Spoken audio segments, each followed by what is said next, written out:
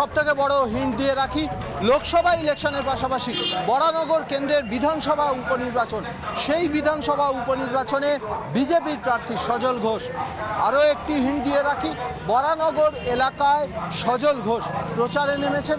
মূলত এই এলাকার পানীয় জলের সমস্যা, জমা জলের সমস্যা সহ বিভিন্ন সমস্যা তিনি সমাধান করবেন। এই প্রতিশ্রুতি দিয়েই, নির্বাচনী প্রতিশ্রুতি দিয়েই কিন্তু সজল ঘোষ নিজের নির্বাচনী যে কার্যকলাপ বা নিজের প্রচার কার্য সারছেন। এই মুহূর্তে আরও একটি হিন্ট দিই, বরানগর এলাকার ব্যানার্জি পাড়া থেকে শুরু করে তিনি একটি পদযাত্রা করছেন এবং সেই পদযাত্রায় সাধারণ মানুষ, বয়স্ক মানুষ থেকে শুরু করে প্রথম ভোটার যারা হয়েছে তাদের প্রত্যেকের কাছে পৌঁছচ্ছেন সজল ঘোষ। তিনি একটাই হিন্ট দিচ্ছেন যে তিনি জিতে আসবেন মাত্র 2 বছরের জন্য, কারণ এটি বিধানসভা উপনির্বাচন।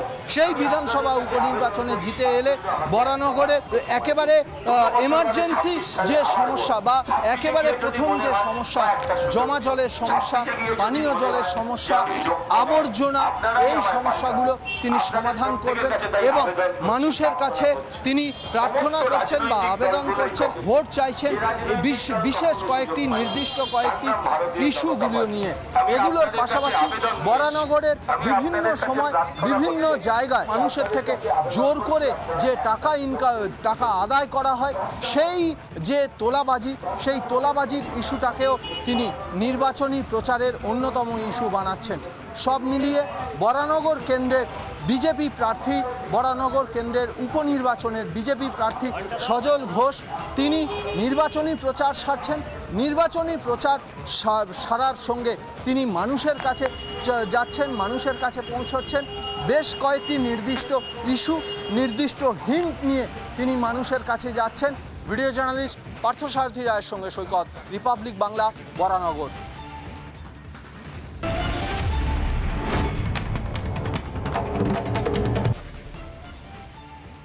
সারার থেকে সরাসরি নজর রাখতে হচ্ছে সবংয়ে আক্রান্ত বিজেপি কর্মীরা। রাতের অন্ধকারে বিজেপি কর্মীদের উপর হামলার অভিযোগ, প্রতিবাদে সবং থানা ঘেরাও করে বিক্ষোভ বিজেপির। এই মুহূর্তে সেই ছবি দেখতে পাচ্ছেন, সবং থানা ঘেরাও করে বিক্ষোভ দেখাচ্ছে বিজেপি কর্মী সমর্থকরা। সবংয়ে আক্রান্ত বিজেপি কর্মী, রাতের অন্ধকারে বিজেপি কর্মীদের উপর হামলার অভিযোগ, প্রতিবাদে সবং থানা ঘেরাও করে বিক্ষোভ বিজেপির। এই মুহূর্তে সেই ছবি রিপাবলিক বাংলা।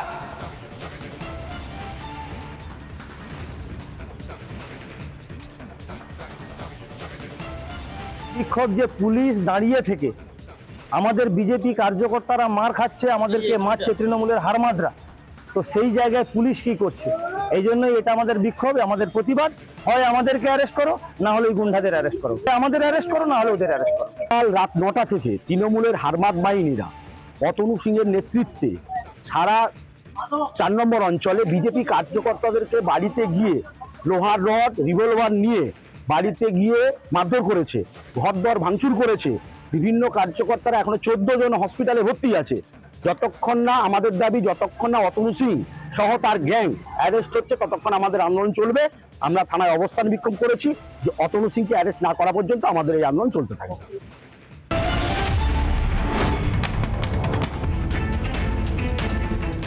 আর যে খবরে এই মুহূর্তে নজর রাখতে হচ্ছে, বাংলায় নেই কোনো বড় শিল্প। বিগত কয়েক বছরে বন্ধ হয়ে গিয়েছে একাধিক কারখানা। রাজ্য থেকে শিল্প চলে যায় নিয়ে রাজ্যকে নিশানা করলেন কেন্দ্রীয় অর্থমন্ত্রী নির্মলা সীতারামন। তোলাবাজিকে প্রাধান্য দিয়ে বাংলাকে নিঃস্ব করেছে এই তৃণমূল। কটাক্ষ নির্মলা সীতারামনের।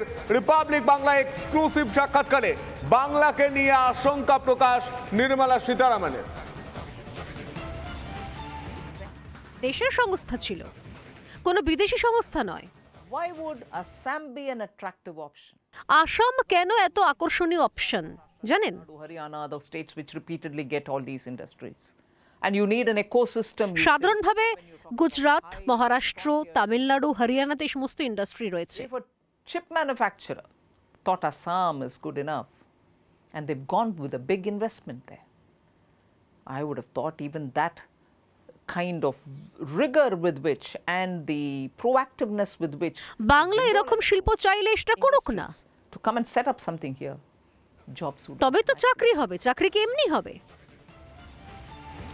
আর এই বিষয় নিয়ে শুভেন্দু অধিকারী এবং সুকান্ত মজুমদার তারা ঠিক কি বলছেন আমরা শোনানোর চেষ্টা করব, শুনবো।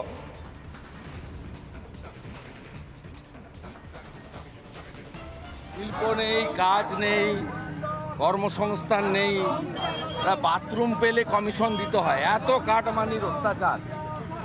একটা 12,000 টাকার বাথরুম নিতে গেলে কাটমানি, এমনকি শ্মশান কবরস্থান যে 2,000 টাকা, তাতে 500 টাকা কমিশন দিতে হয়।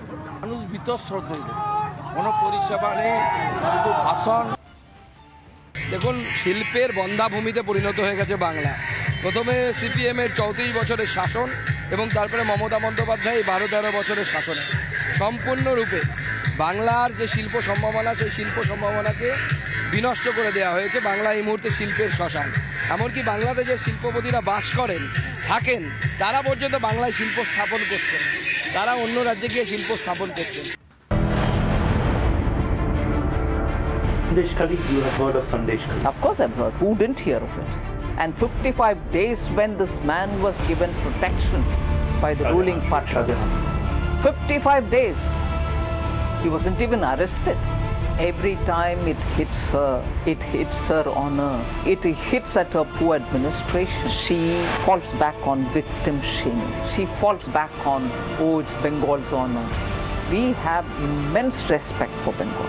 But for your maladministration, for all the wrongdoings, when you can't give an answer, don't invoke Bengal's honor. EIILM Kolkata, creating global citizens for global corporates.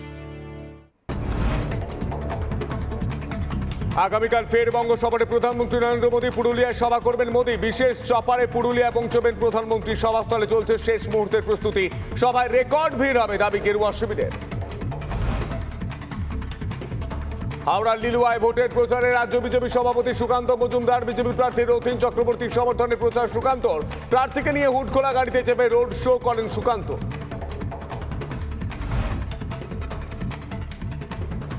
পঞ্চম দফা লোকসভা নির্বাচনে সোমবার বনগাঁ কেন্দ্রে ভোট গ্রহণ। শেষ বেলায় প্রচারে জোর বিজেপি প্রার্থী শান্তনু ঠাকুরের। শনিবার কল্যাণী শহর জুড়ে কয়েক হাজার কর্মী সমর্থককে নিয়ে প্রচার চালান শান্তনু। বাইক র্যালিও করতে দেখা যায় বিজেপির নেতৃত্বকে। শেষ বেলায় প্রচারে বাংলায় ঝড় তুলছে সব পক্ষই। আজই শেষ প্রচার বাংলায় 7 কেন্দ্রের প্রার্থীদের। হুগলির পান্ডুয়ায় প্রচার সারলেন তৃণমূল প্রার্থী রচনা ব্যানার্জি। হুডখোলা গাড়িতে করে প্রচার সারেন রচনা। EIILM Kolkata, creating global citizens for global corporates.